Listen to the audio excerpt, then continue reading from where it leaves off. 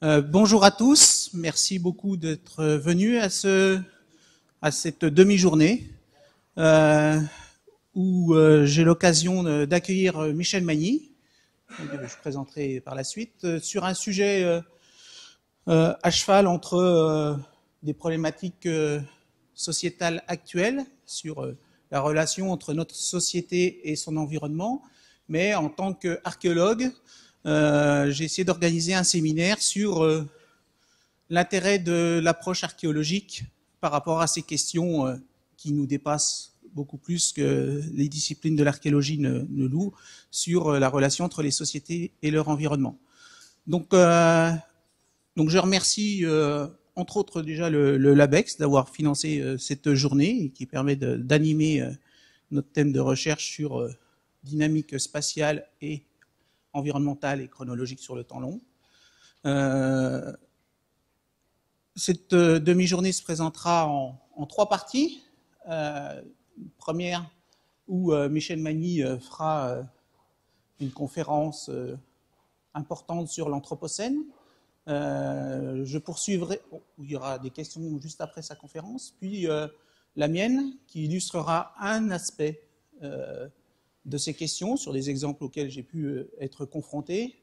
Et nous finirons avec un débat entre la salle, différents acteurs, et puis un certain nombre d'animateurs qui sont assez proches de moi, qui sont Michel Elliott, archéobotaniste à Paris 1, Laure Fontana, archéozoologue préhistorienne, Michel Magny et moi-même, et surtout vous, pour essayer de discuter d'un certain nombre de questions qui pourraient émerger des différentes communications qu'on fera. On n'épuisera pas la question de l'Anthropocène cet après-midi, mais ce n'est pas l'objet. L'idée, c'est de s'approprier les questions de l'Anthropocène, aussi bien pour les archéologues que pour les géographes qui ont une vision assez... qui comprennent le temps long de la géographie aussi. Voilà. Donc, Michel Magny, directeur de recherche émérite au laboratoire de chrono-environnement à Besançon, qui a une énorme quantité de travail pour mettre en évidence les variations des niveaux lacustres dans le Jura, puis après à l'échelle de tout le pourtour péri-alpin. Donc, pour mettre en évidence les relations entre dynamique climatique et dynamique des sociétés, et que j'invite aujourd'hui, à l'occasion de la sortie de deux ouvrages, pour moi un ouvrage de référence, qui m'a encore fait beaucoup réfléchir sur la manière de travailler en archéologie et en environnement, qui s'appelle « Aux racines de l'Anthropocène ». Donc j'ai pas eu beaucoup de difficultés à trouver le titre.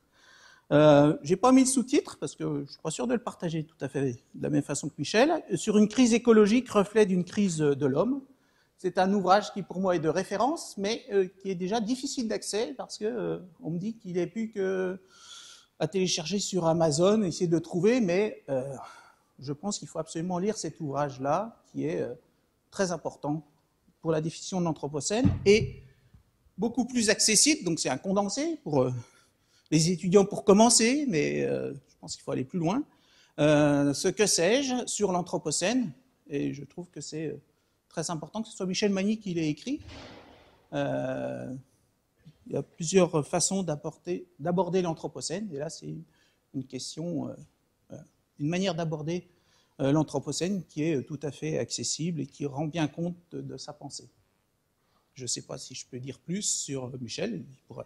Voilà, donc je fais passer ces deux ouvrages-là. Le que sais-je, c'est pas la peine de me le voler parce que ça vaut pas très cher. Et puis celui-là, c'est pas la peine de le garder parce que c'est pas facile à retrouver. Voilà. Donc je vais donner la parole à Michel pour sa présentation. Je passe. Bonjour, merci Christophe pour cette gentille présentation. Merci à toi de m'avoir invité et à ton laboratoire aussi d'organiser cette session sur l'Anthropocène cet après-midi. L'Anthropocène, c'est un terme qui a été proposé pour la première fois en 2000, donc c'est quelque chose de tout à fait récent dans le langage scientifique, par Paul Crutzen. Paul Crutzen, c'est un Néerlandais qui a eu le prix Nobel de chimie en particulier pour ses travaux sur la chimie de l'atmosphère autour de la question de l'ozone. Et il est à l'origine, ces travaux sont à l'origine du protocole que l'on appelle le protocole de Montréal, pour essayer de mettre fin au trou de l'ozone qui se creusait en particulier au-dessus de l'Antarctique. Donc quelqu'un qui connaît particulièrement bien l'impact de l'homme sur les environnements planétaires et à l'échelle globale, à l'échelle de toute la planète. Et c'est ce qu'il a voulu dire en participant à un colloque en février 2000, en disant aujourd'hui nous ne sommes plus dans l'Holocène, c'est-à-dire dans l'interglaciaire qui suit la dernière période glaciaire, nous sommes entrés dans une nouvelle époque, l'Anthropocène, caractérisée par le fait qu'aujourd'hui, l'impact de l'homme sur les écosystèmes terrestres est devenu plus important que l'influence des facteurs naturels pour déterminer la trajectoire de cet écosystème terrestre. Vous voyez ici la couverture que consacrait Nature le 15 mars 2015 sur cette question de l'Anthropocène, auquel il consacrait tout un dossier. Et l'Anthropocène symbolisé ici très, très clairement avec la partie gauche de ce buste qui est encore très naturelle, opposé à la partie droite où vous voyez se multiplier les industries, la pollution, les essais nucléaires. Alors, ce terme n'a pas été accepté facilement par les géologues parce que sa formulation posait un certain nombre de problèmes. Je vous ai mis ici un tableau qui récapitule un peu le problème. Vous voyez la terminologie géologique pour désigner les différentes périodes de temps que distinguent les géologues, avec les ères, les périodes, les époques, les étages. Donc l'Holocène aujourd'hui, vous le savez, est divisé en 3 étages qui sont séparés l'un et l'autre par 2 accidents climatiques majeurs, l'événement 8200 et l'événement 4200. En chronologie CalBP, hein, donc vous enlevez 2000 ans pour avoir une chronologie avant Jésus-Christ. Donc l'Anthropocène, qu'est-ce qu'il fallait en faire?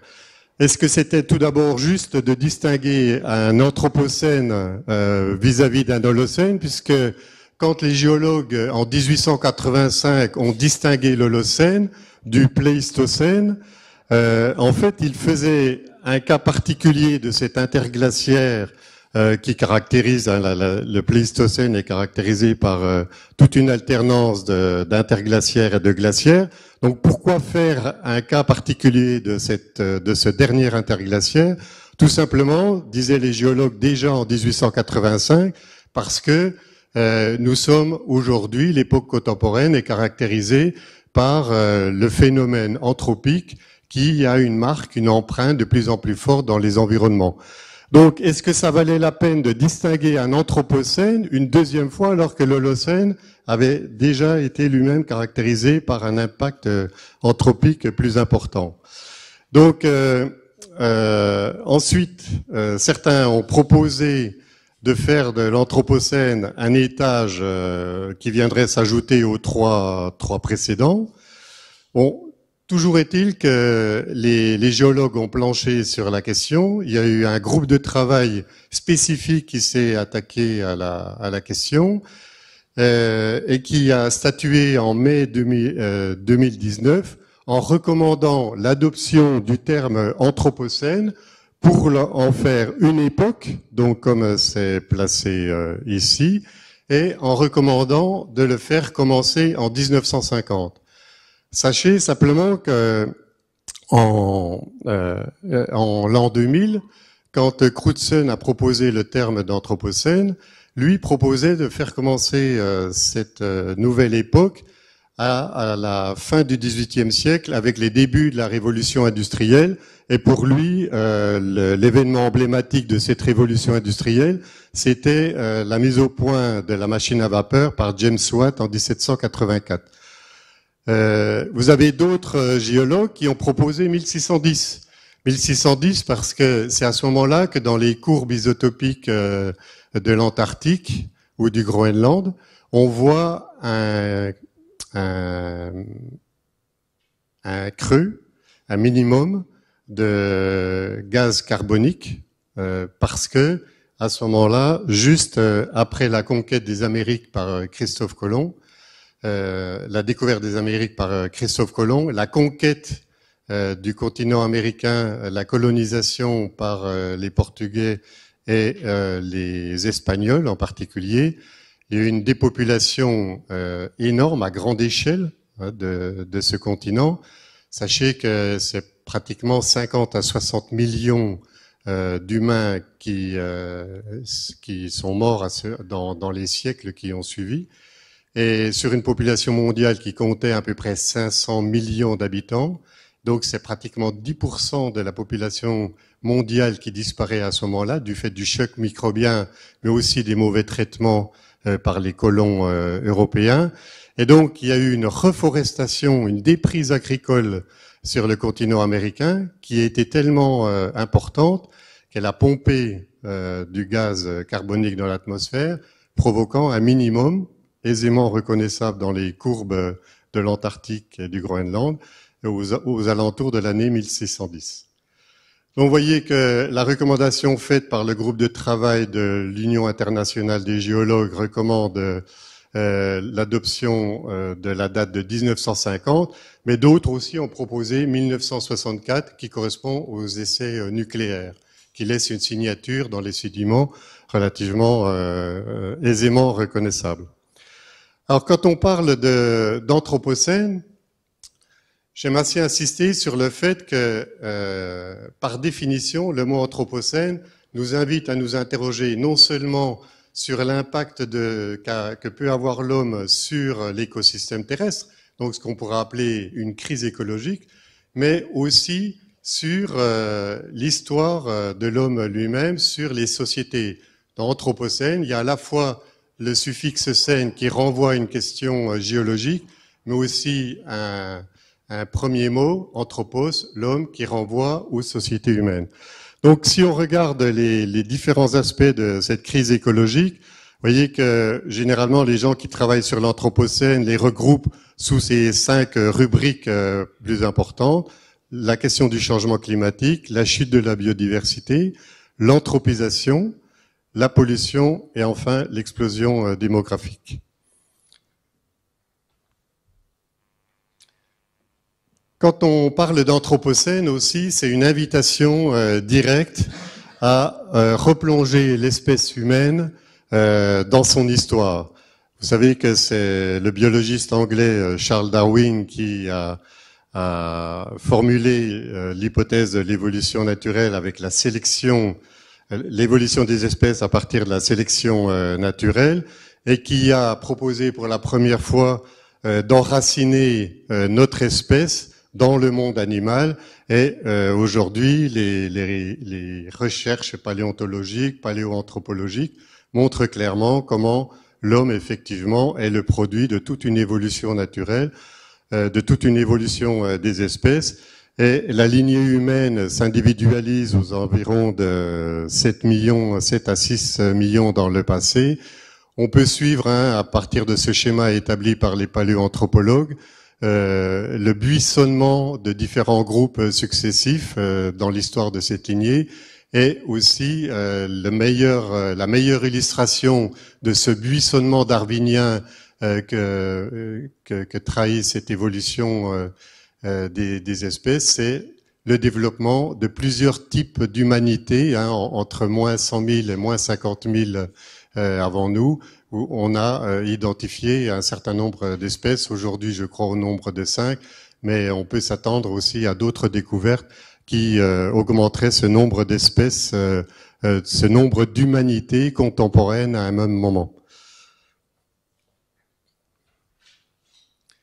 Alors, le premier trait que l'on pourrait mettre en avant pour expliquer cet anthropocène, c'est tout d'abord le caractère, on pourrait dire, invasif à la fois du genre Homo et de l'espèce Homo sapiens. Une première carte qui vous montre l'histoire très brièvement, de l'expansion du genre Homo, principalement dans l'ancien monde, c'est-à-dire à partir de son apparition il y a plus de 2 millions d'années en Afrique, une exploration, une colonisation finalement relativement rapide, qui montre les premiers représentants du genre Homo dès 1,8 million ans sur l'île de Java et en Espagne aux alentours il y a un peu plus de 1 million d'années. Et vous voyez que avec le genre Homo, l'expansion se fait sans doute préférentiellement à partir des littoraux et de toute façon reste limitée dans ce continent eurasiatique aux zones tempérées. Il en va tout autrement avec l'expansion de l'espèce Homo sapiens. Une carte ici qui vous montre comment, à partir de moins 100 000, cette espèce va coloniser très rapidement la planète. On la retrouve dès moins 65 000 ans en Australie. Vous voyez que la Patagonie est atteinte aux environs de moins 10 000 ans. Et avec des dates certainement à réactualiser ici, puisqu'il n'y a pas très longtemps, je crois qu'on a retrouvé des empreintes de pas en Amérique centrale datées de moins 23 000 ans. Et il y a en Amérique du Sud des dates largement antérieures à 20 000 ans. Mais toujours est-il, donc, on voit cette espèce coloniser très rapidement l'ensemble des terres émergées, toutes les latitudes, tous les continents. Et sans doute, là, on trouve la première globalisation, je pourrais dire, biologique de notre espèce sur l'ensemble de la planète. Et c'est là qu'il faut retrouver les racines les plus lointaines de notre Anthropocène. Deuxième aspect qu'il faut mettre en avant pour discuter des racines de l'Anthropocène, c'est une autre caractéristique de notre espèce, de la lignée humaine en général, c'est une relation médiée à l'environnement. C'est-à-dire que vous avez ici une illustration qui vous montre l'évolution des objets lithiques, puisque c'est ceux qui se conservent le mieux et qui restent emblématiques de cette progression de la technologie depuis son apparition il y a plus de 3 millions d'années.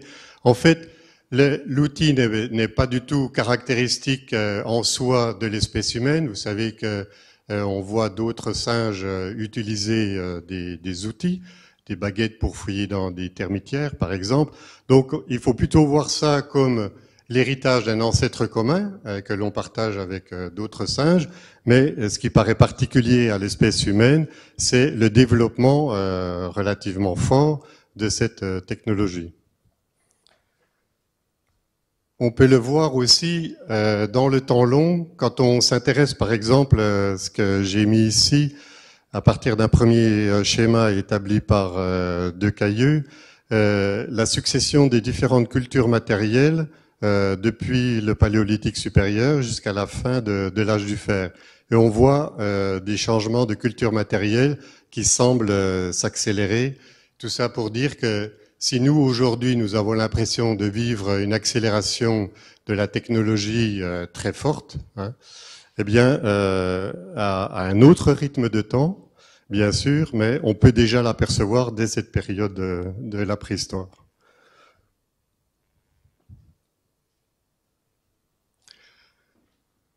On arrive au premier type d'impact que l'homme peut avoir très anciennement sur l'environnement, sur son environnement, et cela dès le Paléolithique supérieur, avec ce que l'on a appelé l'extinction de la mégafaune quaternaire. En fait, la mégafaune, c'est l'ensemble des animaux qui, par définition, ont une biomasse supérieure à 44 kilos. Et ce que les archéologues et les paléontologues ont pu observer, c'est que entre moins 50 000 ans et moins 5 000 ans, eh bien, on observe la disparition des 2 tiers des genres et de la moitié des espèces. Donc, sur les 350 espèces de mégafaune distinguées par les paléontologues, 178 disparaissent dans ce laps de temps. Ce qu'il faut avoir aussi en tête, c'est que ces paysages du Quaternaire étaient parcourus par de grands animaux, comme le mammouth que vous avez représenté ici, un animal emblématique, mais aussi des mégacéros, des ours de caverne, des tigres à dents de sable, des rhinocéros laineux, autant d'animaux qui vont disparaître dans cet intervalle de temps. Et Anthony Barnowski, un paléontologue américain, a essayé de chiffrer cette perte de biomasse. Vous voyez représenté ici. Et donc vous avez une échelle logarithmique. Donc vous voyez que aux alentours de 10 000 avant notre ère, vous avez une très forte chute de cette biomasse qui illustre cette extinction de la mégafaune quaternaire. Alors, différents auteurs ont travaillé sur la question. De grosses disputes pour savoir s'il s'agit de facteurs anthropiques ou de facteurs climatiques. En fait, ce que propose Barnowski dans une synthèse assez éclairante, c'est de souligner comment les deux facteurs ont pu se combiner, c'est-à-dire au moment de crises climatiques comme celle du Dryas récent, vous avez une mégafaune affaiblie par bousculée, perturbée par cette crise climatique, qui va subir d'autant plus difficilement un impact anthropique. Et ce qui éclaire davantage encore la part de l'impact anthropique dans cette extinction de la mégafaune quaternaire, c'est la rapidité avec laquelle se fait cette chute de la mégafaune quaternaire, en particulier dans deux zones comme l'Australie ou l'Amérique du Nord. C'est-à-dire des zones pendant lesquelles, pendant longtemps, l'homme n'avait pas pris possession, n'avait pas colonisé ces territoires. Et donc le contact se fait d'autant plus brutalement entre les sociétés humaines et ces populations du quaternaire, et donc peu de résistance, alors que quand on regarde ce qui se passe en Afrique, ou même en Europe à une moindre mesure, la chute de la biodiversité à ce moment-là est quand même plus lente. Donc premier impact qui montre que même dans des époques très reculées, vous avez la possibilité d'un impact substantiel. J'oubliais d'évoquer cette étude aussi qui est parue il y a 3 ans, qui montre que bien avant encore l'extinction de la mégafaune quaternaire, les paléontologues mettent en évidence une chute du poids moyen des mammifères qui passe entre moins 120 000 ans et moins 70 000 ans, de 98 à 51 kilos. Et en fait, ça montre comment l'homme, à partir du moment où il devient chasseur, à partir du moment où il mange de la viande, intervient de façon de plus en plus forte dans les écosystèmes terrestres et bouscule ces populations sauvages. Et l'article, là, si je me souviens bien, concluait que on se dirige vers un monde où le plus gros des mammifères sauvages ne pèsera pas plus de 10 kilos et que le plus gros animaux, la plus grande mégafaune, le représentant le plus gros de la mégafaune qui resterait, ça serait les vaches. Voilà. Avec leurs 600 kilos. Les choses vont passer encore à un stade plus fort avec le néolithique, à partir du moment où on ne se limite plus à une économie de prédation, mais une économie de production.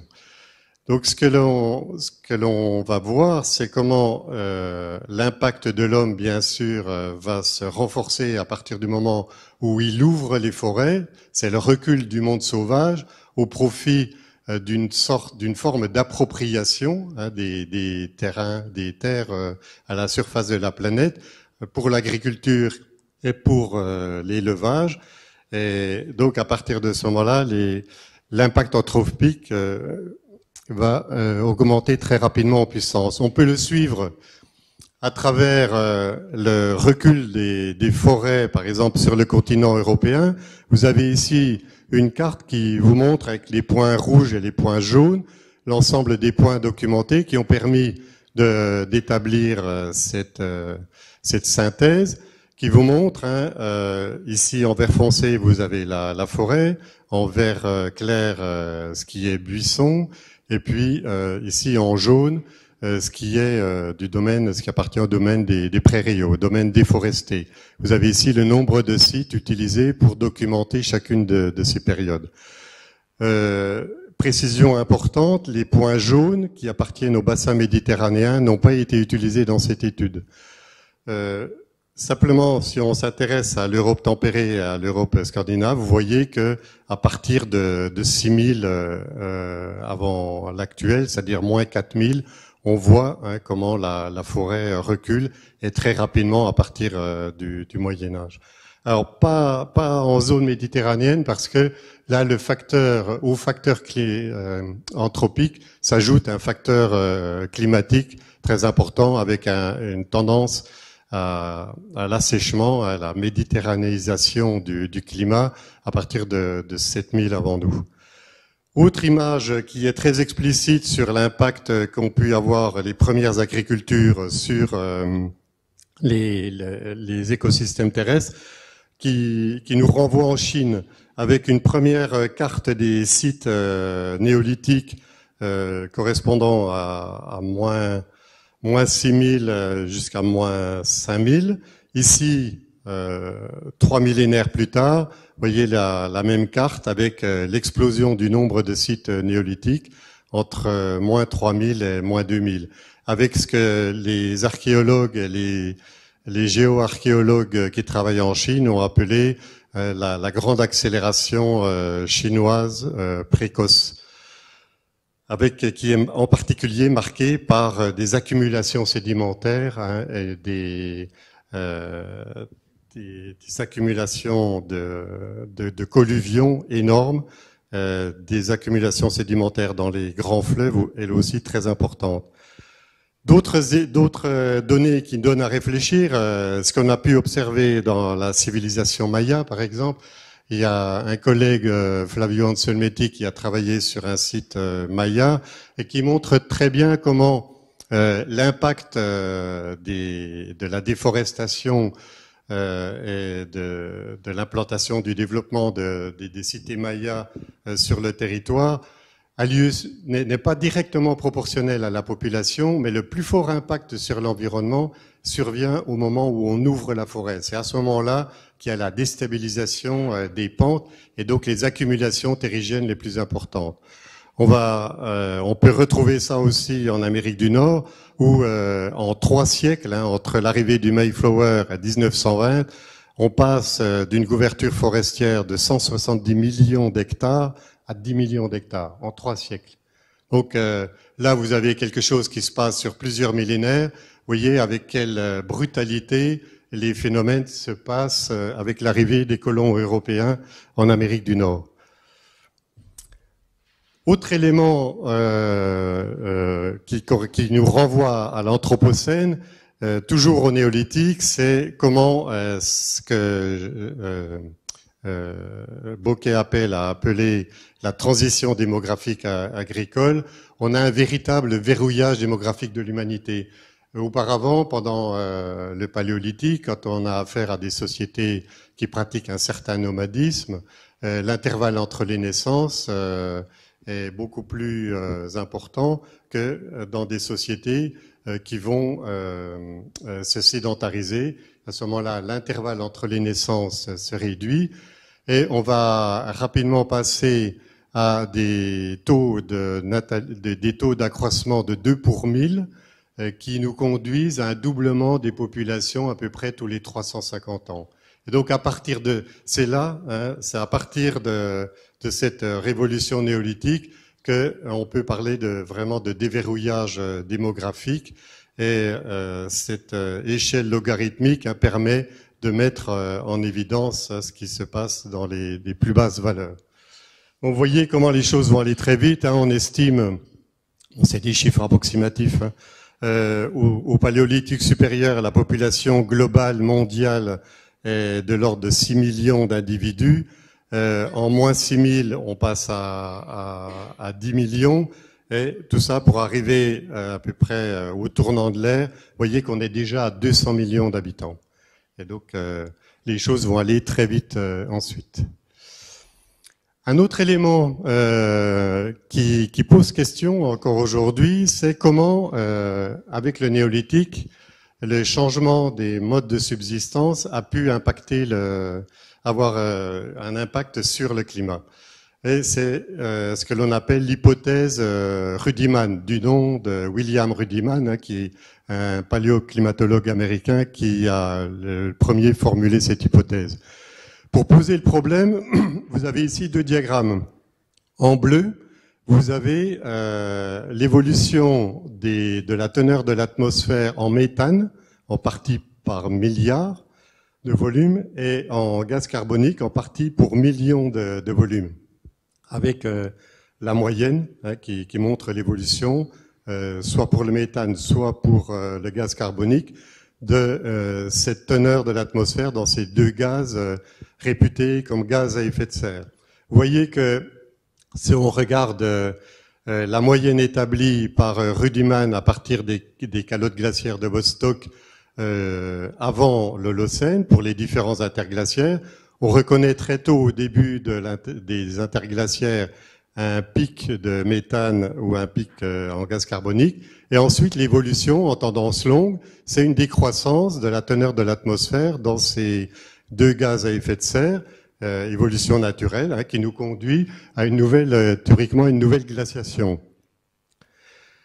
Alors là-dessus, sur cette évolution moyenne, hein, encore une fois qui apparaît en bleu, que Rudiman a établi pour les interglaciaires précédents, Rudiman a fait figurer en rouge l'évolution caractéristique de l'Holocène pour ces deux gaz, méthane et gaz carbonique. Et vous voyez que là encore, pendant la première partie de l'Holocène, la teneur de l'atmosphère en méthane rejoint assez bien les tendances naturelles, mais encore la chose est encore plus apparente pour le gaz carbonique. Mais vous voyez ici, à partir des environs de moins 5000, vous avez une tendance du gaz carbonique à réaugmenter, alors que la tendance naturelle est celle d'une diminution continue. Même chose pour le méthane aux environs de moins 3000. Alors pour Rudiman, il s'agit là directement de l'illustration de l'impact de l'homme sur les écosystèmes terrestres, avec une augmentation des émissions de méthane liées au développement de l'agriculture irriguée en Asie, et puis pour ce qui est du gaz carbonique, tout simplement le phénomène général associé à la déforestation avec le néolithique. Tout le carbone qui était stocké autrefois dans la forêt repasse dans l'atmosphère à partir du moment où on déforeste. Alors, Rudiman a essayé de chiffrer hein, les choses en regardant le différentiel, l'évolution du méthane tel qu'enregistré dans les carottes de Vostok. Vous voyez qu'il y a une réaugmentation de 100 parties pour milliard de volume. Et puis, avec des archéologues chinois, il a essayé de chiffrer les surfaces irriguées, l'augmentation des surfaces d'agriculture irriguée en Asie, avec leur capacité d'émission de méthane dans l'atmosphère. Et il arrive à un chiffre relativement proche de celui observé dans les carottes de Vostok. Pour ce qui est du gaz carbonique, en fait, les choses sont un peu plus compliquées parce que là, il faut essayer d'évaluer les surfaces déforestées à l'échelle de la planète à partir des analyses palynologiques et essayer aussi de tenir compte de l'évolution des pratiques agricoles. En particulier, vous savez que la Danoise Esther Borup a bien montré comment dans des agricultures peu productives, il faut beaucoup plus de surface pour arriver à obtenir une même production que dans une agriculture plus productive où à ce moment-là, on a besoin de moins de surface. Toujours est-il que voilà la synthèse proposée par Rudiman pour essayer d'évaluer l'impact anthropique de l'homme sur le climat. Vous voyez, on est aujourd'hui ici, sur cette ligne qui est en tiret. ici se situe le début de l'industrialisation, donc effectivement cela correspond à une augmentation telle que le GIEC vient de la mesurer, de 1,1 degré lié au développement de la civilisation industrielle. Mais ce que Rudiman propose dans son hypothèse, c'est que avant cette révolution industrielle, les émissions de gaz carbonique et de méthane faits par les civilisations, les cultures pré-industrielles, seraient responsables d'une augmentation potentielle des températures de l'ordre de 1,5 degré. Alors, ce degré et demi, il passe relativement inaperçu, il passe même complètement inaperçu dans les courbes que l'on peut observer établies à partir des carottes de glace, par exemple, parce que la tendance du forçage de Milankovitch, qui induit une tendance au refroidissement général du climat à partir de l'optimum climatique Holocène vers moins 7000, eh bien, va entraîner effectivement une chute progressive de ces températures. Et donc, ce forçage de Milankovitch serait plus important que l'impact de ces émissions de gaz à effet de serre d'origine anthropique, des premières agricultures. Mais toujours est-il que, vous voyez que si on retient l'hypothèse de Rudiman, et ce qui est intéressant dans cette hypothèse, cela veut dire que tout ce qui s'est passé pendant les 5 à 7 millénaires précédant la révolution industrielle, eh bien, les perturbations atmosphériques créées par ces premières agricultures, par ces premiers impacts de l'homme sur les écosystèmes terrestres, nous ont déjà placés dans une position relativement élevée. Et donc, on part d'une base qui est déjà sensiblement perturbée par toute l'évolution des sociétés antérieures à la révolution industrielle. Et donc aujourd'hui, naturellement, l'impact de cette civilisation industrielle est d'autant plus fort et se fait sentir d'autant plus rapidement. Autre élément que l'on peut observer, les pollutions qui sont liées aux premières extractions pour le développement de la métallurgie. Vous avez ici une étude qui est parue il y a 3 ans, donc quelque chose de tout à fait récent, qui vous montre l'évolution des pollutions par le plomb dans les glaces du Groenland depuis moins 1000, donc avant Jésus-Christ, jusqu'aux environs de 700, donc au début du Moyen-Âge. On peut établir une chronologie de cette pollution par le plomb de façon très précise parce que les couches de glace, la partie supérieure des couches de glace au Groenland sont caractérisées par des varves annuelles. C'est-à-dire qu'on peut reconnaître des litages à l'intérieur des glaces qui correspondent, chaque lit correspond à une année. Donc il suffit de faire le décompte en même temps qu'on fait les analyses et on a une chronologie extrêmement précise. Donc vous avez ici l'échelle qui correspond à la pollution par le plomb et puis ici, on pourra y revenir tout à l'heure, les variations de la teneur en cuivre de la monnaie romaine, donc les deniers. Bon, ce que l'on peut voir, c'est déjà des premières anomalies, des premiers pics qui sont identifiés comme étant des pollutions liées aux premières extractions minières des Phéniciens dans le sud de l'Espagne. Et puis, surtout, vous avez ici un gros bloc, un gros pic qui se développe entre moins 350 et plus 200, qui correspond au développement des extractions minières, non seulement en Espagne, les fameuses mines du Rio Tinto, mais aussi en Sardaigne et en Étrurie. Et puis, ce que l'on observe aussi très, très fortement, c'est comment cette pollution des glaces du Groenland par les extractions minières dans la zone méditerranéenne reflète directement l'histoire des sociétés. Le minimum que vous voyez ici correspond au bouleversement associé aux guerres puniques et à la crise de la République romaine avant l'Empire. Et puis, la chute ici de ces pollutions par le plomb correspond à la crise de l'Empire, au-delà de plus de 100 de notre ère. Voyez aussi comment les variations de la teneur en cuivre des deniers romains se calent très précisément sur ces pollutions par le plomb dans les glaces du Groenland. Donc, ce que l'on peut retirer d'une étude comme celle-là, c'est comment, dès l'Antiquité, en fait, vous avez des pollutions qui atteignent déjà une échelle hémisphérique. C'est pas une échelle locale ou régionale, mais c'est déjà des échelles hémisphériques. Et puis, ce que l'on peut suivre, c'est comment la trajectoire de la nature épouse directement assez étroitement celle des sociétés. Et c'est le deuxième volet que nous allons voir maintenant, c'est voir comment, très rapidement, il n'y a pas que l'environnement qui est perturbé par l'homme. Ce que l'on peut voir aussi, c'est en même temps que l'homme change ses relations avec l'environnement, il change aussi le mode de relation à l'intérieur même des sociétés.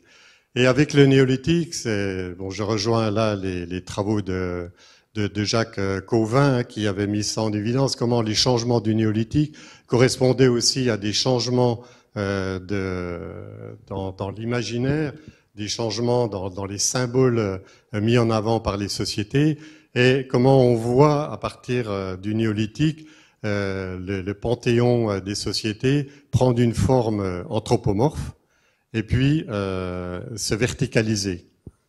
Et donc on voit aussi l'impact sur les sociétés qui accompagnent ces transformations de l'imaginaire avec une image très connue comme celle des pyramides de Gizeh qui montre une très forte stratification sociale. J'aurais pu aussi vous montrer le tumulus Saint-Michel qui est daté, je crois, de moins 4000 avant Jésus-Christ sur la commune de Karnak, qui montre lui aussi comment à ce moment-là s'établissent des stratifications sociales importantes à partir du moment où l'ensemble du continent européen a été colonisé par les néolithiques et comment le stress social se met à opérer sur les sociétés. Ce que l'on observe aussi parallèlement à cette verticalisation des sociétés, des cosmogonies, c'est l'accroissement de la violence et les débuts de l'esclavage. Vous avez ici un vase qui a été retrouvé à Uruk, en Mésopotamie, que je trouve très parlant pour illustrer ce qui est en train de se passer. Il s'agit d'un vase qui a, je crois, une trentaine de centimètres de hauteur. Vous avez dans le registre en bas les eaux du fleuve Euphrate, avec au-dessus symbolisé, représenté les champs cultivés avec les céréales. Vous avez ici la représentation de l'élevage. Le registre moyen, c'est une procession d'hommes qui portent soit des paniers, soit des jarres. Et vous avez en haut un grand prêtre qui mène la procession et qui intercède auprès de la déesse. Et on peut dire que dans ce vase qui est daté de la fin du 4e millénaire avant Jésus-Christ, vous voyez en fait la rencontre entre un paysage déjà très anthropisé, marqué par l'agriculture et par l'élevage, et puis un grand prêtre qui va intercéder auprès d'une déesse pour la garantie de la prospérité de toute la société. Et on peut voir là déjà les prémices de ce que sera plus tard, de ce qui est aujourd'hui la fameuse théorie du ruissellement, où on voit des élites qui s'établissent comme intercesseurs entre le monde d'en haut et le monde d'en bas. Ici, une autre étude qui a été publiée il y a tout juste 4 ans par Timothy Kohler, un anthropologue américain et d'autres collègues, que je trouve très intéressante parce que il a essayé de chiffrer ce que l'on appelle le coefficient de Gini. C'est-à-dire le coefficient de Gini, c'est un coefficient qui sert à exprimer les inégalités dans une société. Quand on est vers 0, les inégalités les sociétés sont le plus égalitaires possible. Et quand on est à 1, Au contraire, on a affaire à des sociétés très inégalitaires. Et donc, avec son équipe, Timothy Kohler a essayé de trouver un marqueur, un indicateur, puisqu'il n'y a pas de document écrit pour toutes les sociétés qu'il a étudiées, mais en prenant la surface, les différences de surface entre les différentes maisonnées observées dans un habitat, sur un site archéologique. Et vous voyez que, en fait, depuis les sociétés de chasseurs-cueilleurs de la fin des temps paléolithiques ou du début de l'Holocène, ce que l'on voit se mettre en place peu à peu, c'est des inégalités qui tendent à augmenter. Là, c'est une courbe qui caractérise surtout essentiellement le vieux monde, hein, c'est-à-dire l'Eurasie. Et vous avez ici placé en bonne place sur cette échelle que vous voyez ici, les coefficients de Gini tels qu'on peut les mesurer pour différentes sociétés européennes, américaines ou chinoises. Vous avez ici la France avec deux valeurs. La valeur ici avant redistribution et ici 0,38 après redistribution grâce à l'État-providence. Et en fait, Kohler conclut son étude en disant que finalement, c'est à une nouvelle lecture du progrès qu'il nous invite, puisque ce que l'on voit, c'est se mettre peu à peu en place des sociétés où les inégalités n'ont jamais été plus aussi fortes qu'au cours des 10 derniers millénaires. Il essaie aussi de regarder l'évolution de ces inégalités en fonction des modes de subsistance. Ici, les chasseurs-cueilleurs, les horticulteurs, les agriculteurs, ou des modes d'organisation politique, avec ici l'absence d'État jusqu'aux sociétés étatiques. Et on voit comment les inégalités tendent à augmenter en fonction des changements soit politiques, soit dans les modes de subsistance. 2-3 diapositives pour conclure sur ce qui est en train de se passer aujourd'hui. Pour vous montrer que, bien évidemment, avec la révolution industrielle, mais en particulier depuis 1950, on est passé à un autre ordre de grandeur. Vous avez ici, on peut commencer par la courbe démographique que vous avez là, qui vous montre ce qu'on a appelé l'explosion démographique correspondant à la transition démographique en cours. Vous voyez qu'en 1900, on a 1,5 milliard d'habitants sur la planète. On double une première fois en 1960, on double une deuxième fois en 1999. Aujourd'hui, on est à 7,8 milliards d'individus et on attend quelque chose comme 9 à 10 milliards d'habitants sur la planète à l'horizon 2050. Regardez maintenant ce qui concerne ce schéma avec 3 axes. Le premier qui nous renvoie à l'évolution de la population, donc ce qu'on vient de voir ici. L'évolution des activités économiques chiffrées à partir du PIB comme indicateur. Donc, et puis ici, la technologie chiffrée à partir du nombre de brevets déposés. La boîte que vous voyez ici en rouge correspond à la situation en 1900. En 1900, 1,8 milliard d'habitants et vous avez un PIB mondial de l'ordre de 2 trillions de dollars. En 1950, les choses ont pratiquement doublé. On est passé à 5,3 trillions de dollars. Donc c'est déjà beaucoup. Mais regardez ce qui s'est passé depuis. En 2019, on est passé à 87, soit une multiplication par plus de 16. Vous voyez aussi ce qui se passe au niveau des brevets de la technologie. On est déjà à 3 millions, à plus de 3 millions de brevets déposés. Donc c'est ce que les géologues ont appelé la grande accélération.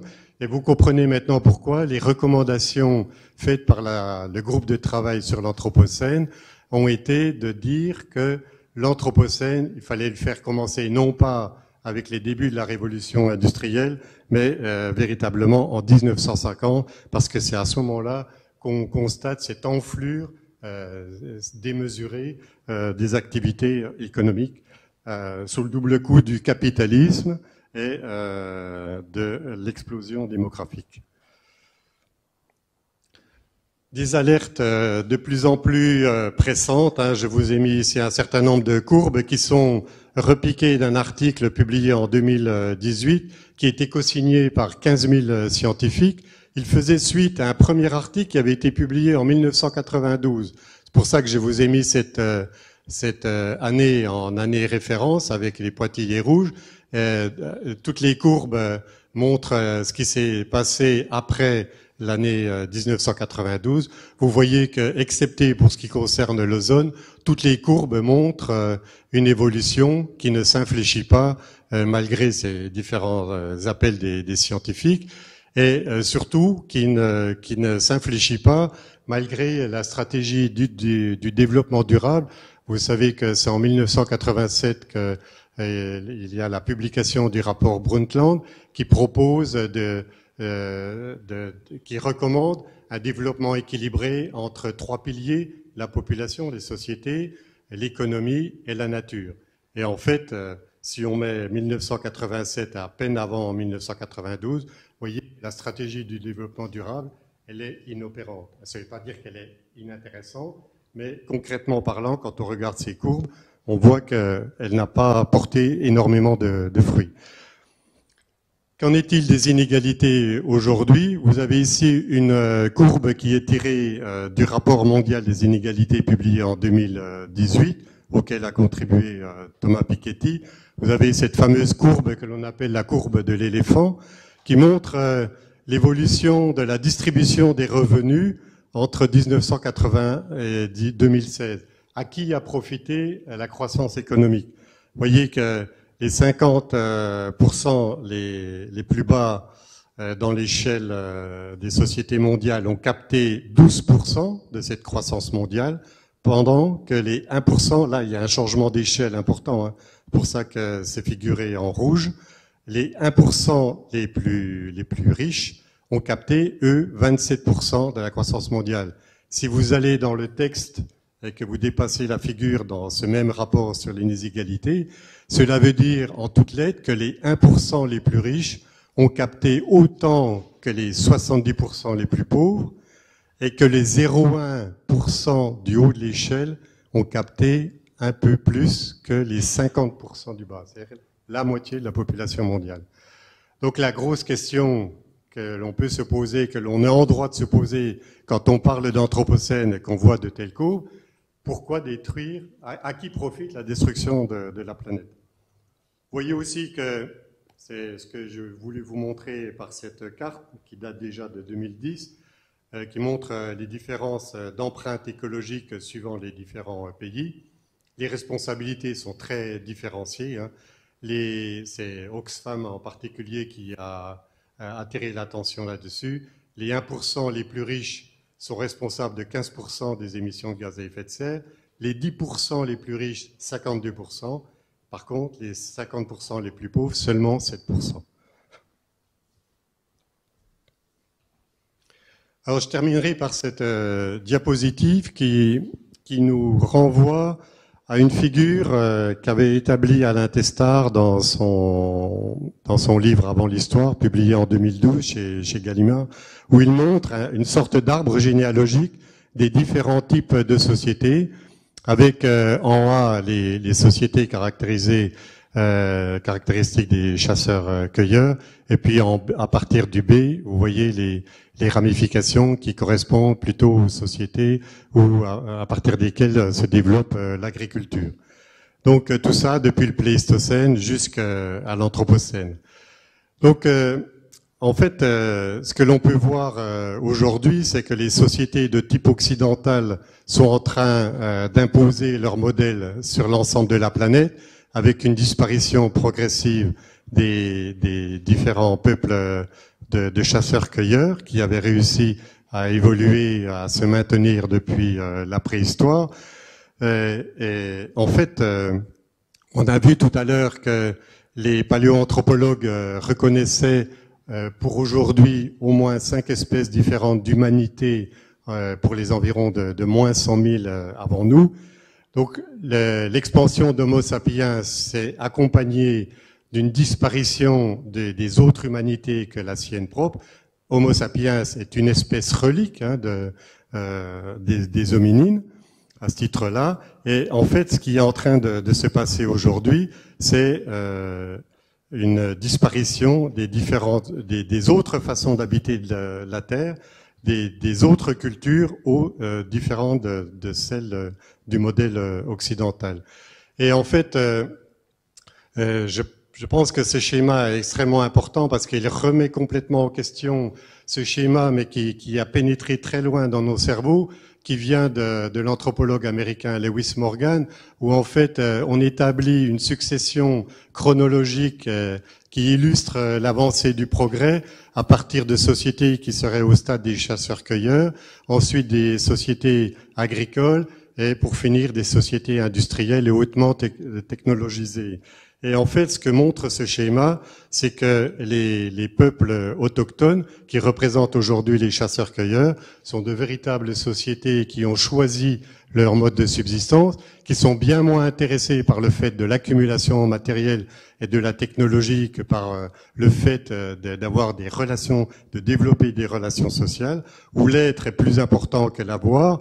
Et en fait, aujourd'hui, naturellement, quand on regarde cet arbre généalogique, ça nous questionne, peut-être nous qui travaillons sur les temps lointains, sur quel a pu être le néolithique par rapport aux sociétés du paléolithique supérieur ou du mésolithique, mais ça nous interroge aussi naturellement sur notre futur. Est-ce que, en fait, il n'y a pas là à réfléchir en regardant les préoccupations majeures de ces peuples de chasseurs-cueilleurs par rapport à celles qui nous caractérisent, centrées sur l'accumulation matérielle plus que sur le bien-être en société. Voilà, je vous remercie pour votre attention.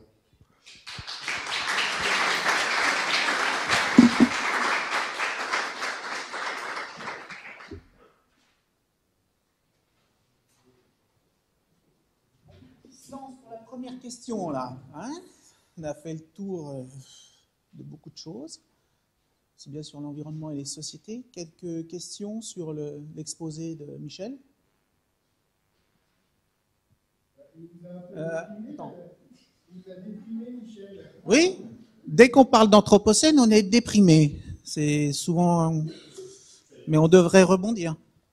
Olivier. Donc oui, merci Michel de nous avoir déprimé, plombé non seulement la journée, mais tout notre avenir et celui de nos enfants. Alors, une question un peu bête, quelle solution à proposer? Deuxième question, peut-être un peu moins bête, il y a des gens qui veulent faire démarrer l'anthropocène dès le néolithique, donc avec toujours les mêmes critères, démographie, emprise, impact. Qu'est-ce que tu en penses? C'est-à-dire, toi, tu t'as proposé, tu nous as bien expliqué les différents choix qu'on peut faire sur la date de démarrage. Est-ce que tu penses que ceux qui défendent un début de l'anthropocène, hein?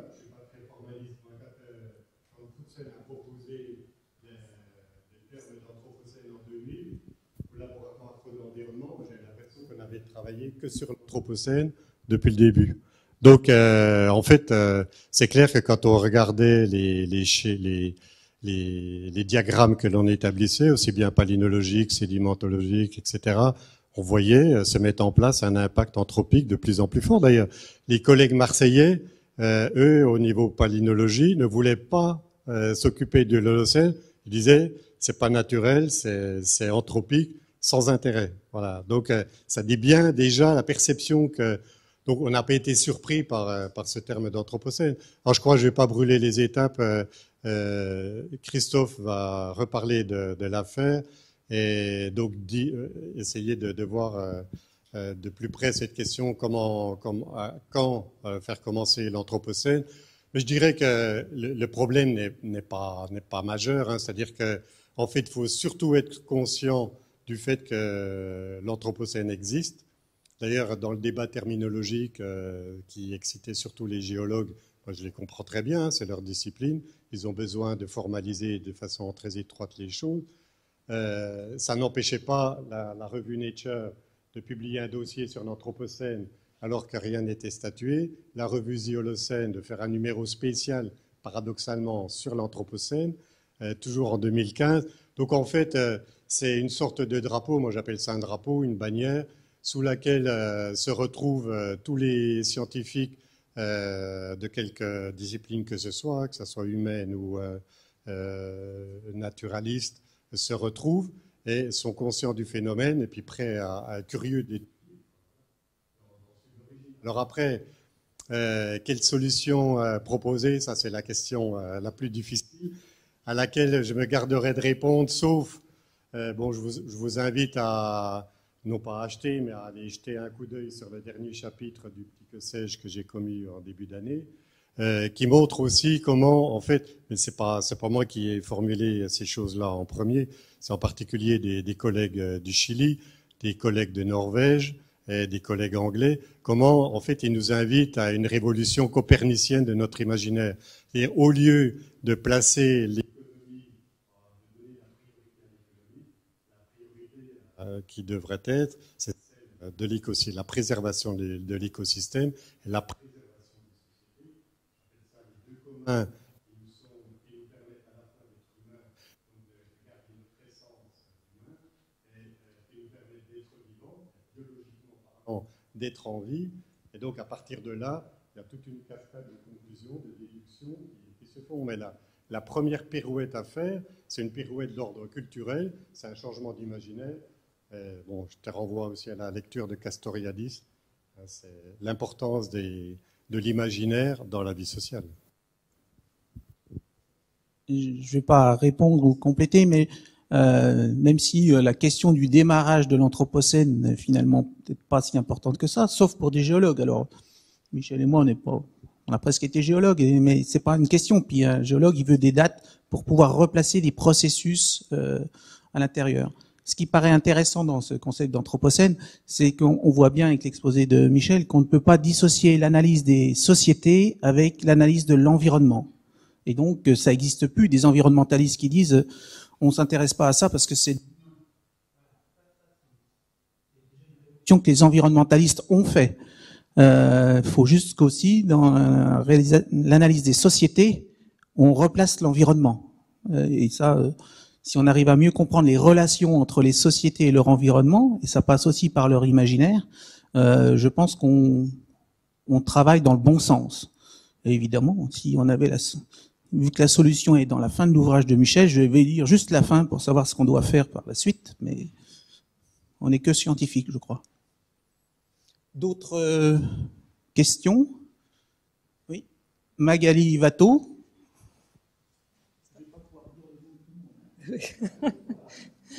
Bonjour, merci beaucoup pour ce très bel exposé. J'avais deux questions. Une première un peu précise sur un aspect que vous avez évoqué en parlant des stratégies de développement durable, en disant qu'on n'en voyait pas les effets.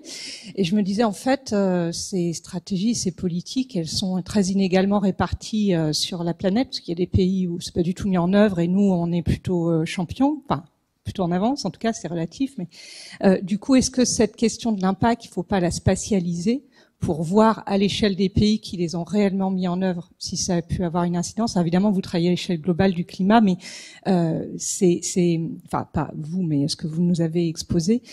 Du coup, comment on peut répondre à la question de l'efficacité des politiques de développement durable si on observe à une échelle globale le climat, alors que ce sont des politiques très régionales? Ça ferme pas la porte à ce genre de stratégie, il me semble. Voilà, c'est une question comme ça, peut-être. Oui, ok. Ça va. Ouais. En fait, je crois que les champions de la durabilité, les chasseurs pour Ulrich Salins, où il parle de peuple, où la caractéristique peut-être la plus précieuse que nous devrions retenir, c'est celle de gens qui ont acquis la maîtrise de leur propre maîtrise. En d'autres mots, des gens qui sont capables de faire un certain nombre, d'avoir un impact sur la nature, qui technologiquement parlant ont des possibilités, mais en fait, ils maintiennent ces possibilités dans un sommeil relatif. Ils les développent, mais pas indéfiniment. Et donc peut-être que, moi j'aime beaucoup ce modèle-là, c'est une invitation à nous maîtriser nous-mêmes. Il y a une autre phrase de Camus que j'adore, enfin c'est pas Camus, c'est son père qui l'avait prononcé, un homme ça se retient. Et je crois que il parlait de ça à propos déjà des premiers événements qui perturbaient l'Algérie au début du siècle. Et en fait, ça veut tout dire, quoi. C'est-à-dire que peut-être que l'effort le plus important qui nous serait demandé à nous maintenant, en tant qu'humains, par rapport à la planète qui est la nôtre, à laquelle nous appartenons, c'est de nous retenir d'exercer toute notre puissance. Voilà. Et pour compléter encore la question que vous posez à propos du développement durable, j'ai regardé d'un peu plus près aussi l'historique de ce mot. C'est un mot qui a été proposé par les Américains dans des pourparlers qui avaient lieu dans les années 70 pour éviter d'autres expressions qui remettaient en cause le développement économique. Et donc, en fait, quand on parle de développement durable, on ne sait pas de quoi on parle. C'est un mot qui prête à confusion. Il y a un seul mot qui ne prête pas à confusion, c'est l'adjectif durable. Mais le mot développement de quoi? On ne sait pas. Donc tout le monde est content. Bon, ça conduit au greenwashing. Ça n'empêche pas de développer l'économie, ça n'empêche pas la croissance. Mais en fait, vous avez des théoriciens du développement durable qui disent qu'à partir du moment où une partie de la planète que l'on a détruite correspond à un accroissement du bien-être matériel des sociétés, à des outils technologiques, il n'y a pas de souci. Donc comme si la nature, encore une fois, était composée de stocks inépuisables. Mais en fait, c'est en opposition au mot durable, quoi. Le mot durable renvoie à des limites. Et donc aujourd'hui, on est vraiment contraint par les limites de la planète. Et c'est ça vraiment qu'il faut avoir en tête. Voilà. Et j'avais juste oui, c'est pas tant une question qu'une remarque comme ça que je me suis faite en vous écoutant, mais qui rejoint un peu notre discussion finalement. Ce qui me frappe un peu en filigrane, c'est qu'on part certaines de ces cultures ou de ces moments dans notre histoire, peut-être être un peu provocatrice en disant ça, je sais pas, mais de vertus qui seraient plus positives que pour nos sociétés actuelles. Par exemple, vous avez dit donc il y a une photo ici voilà, qui illustre ce que je suis en train de penser, que ces sociétés de chasseurs-cueilleurs étaient plus dans l'être que dans l'avoir, etc. Alors typiquement, à nos enfants, on va plutôt valoriser le fait d'être dans l'être que dans l'avoir. Donc c'est une vertu plus positive, en fait, une valeur plus positive. Et du coup, je me disais dans quelle mesure cette lecture de l'évolution des sociétés, et puis on voit bien que la société de type occidental effectivement devient envahissante et que ça se traduit par, si on met en série tout ce qui va pas, ça fait effectivement peur. Mais est-ce que c'est pas une lecture aussi qui présuppose que finalement cet état initial est forcément bon par rapport à l'état actuel?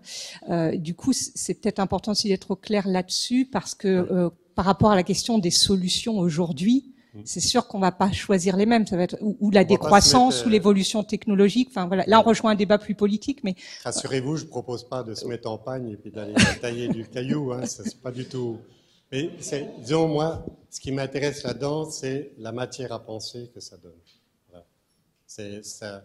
Une évolution comme celle que je vous montrais sur le coefficient de Gini qui augmentait tout au long de l'Holocène, qui conduisait à des sociétés comme les nôtres où jamais le coefficient des inégalités était aussi élevé, ça donne à penser. Ça donne à penser sur le progrès. Est-ce que il y a énormément de choses qu'on peut mettre là-dessus. Le problème n'est pas de déprimer, pour reprendre le mot d'Olivier, ou pas, d'être pessimiste ou pas. Moi, je déteste quand on parle de cette manière-là, parce que en fait, la véritable question, c'est de regarder la réalité des choses. Quand vous êtes dans une voiture, que vous voyez un mur arriver en face, le problème n'est pas de dire est-ce que je suis pessimiste, je suis optimiste. Non, le problème, c'est de freiner. À un moment donné, il faut freiner pour éviter de s'écraser contre le mur. Et donc, en fait, toutes les alertes scientifiques, encore une fois, qui ont trait surtout, enfin pratiquement essentiellement à l'environnement, aux écosystèmes terrestres, nous disent, attention, on dépasse, on a déjà dépassé un certain nombre de limites planétaires, ce n'est pas jouable. Dans 13 ans, on aura atteint le niveau d'émission de gaz à effet de serre qui nous amène à 1,5 degré. Dans 32 ans, on aura atteint celui qui nous mène à 2 degrés. Et au-delà de ces 2 degrés, les scientifiques disent le climat nous échappe. Voilà. Donc voilà. Donc le problème, moi je suis ni pessimiste, encore une fois je reprendrai Camus, il faut monter au combat sans oublier le bonheur de la beauté d'un paysage, le bonheur du sourire d'un être cher. Donc voilà, en fait, tout est dans ça. Et moi je n'invite pas à la déprime, j'invite au réalisme pour une mobilisation, et puis que aussi bien à notre échelle individuelle qu'à l'échelle des politiques, sur lesquelles on a aussi une partie de levier possible via notre activité politique, essayer de faire bouger les choses, quoi. Et il y a, disons que quand on est scientifique, qu'on regarde tout ce qui... Moi, j'étais spécialisé dans les paléoclimats. La biodiversité, c'était pas mon taf spécialement. L'anthropisation, j'avais jamais regardé les choses à grande échelle et tout. Donc, en travaillant sur l'Anthropocène, j'ai revisité toute la littérature. Je vous assure que c'est épuisant psychologiquement quand on a dans un même cerveau tout ce qui est en train d'arriver, ne serait-ce qu'au niveau écologique, très très dur. Hein. Il faudrait presque une assistance psychologique. Ah, c'est vrai. Et donc je comprends très bien que le public qui entend ça puisse être déprimé, puisse se demander mais on va vers où, voilà. Mais moi, ces choses-là me mettent plutôt en colère qu'autre chose. Il y a tout le volet social. Hein. D'ailleurs, les biologistes ont essayé de faire des modèles qui essaient de montrer l'évolution des sociétés. C'est des modèles qu'on appelle proie-prédateur. Je termine rapidement là-dessus.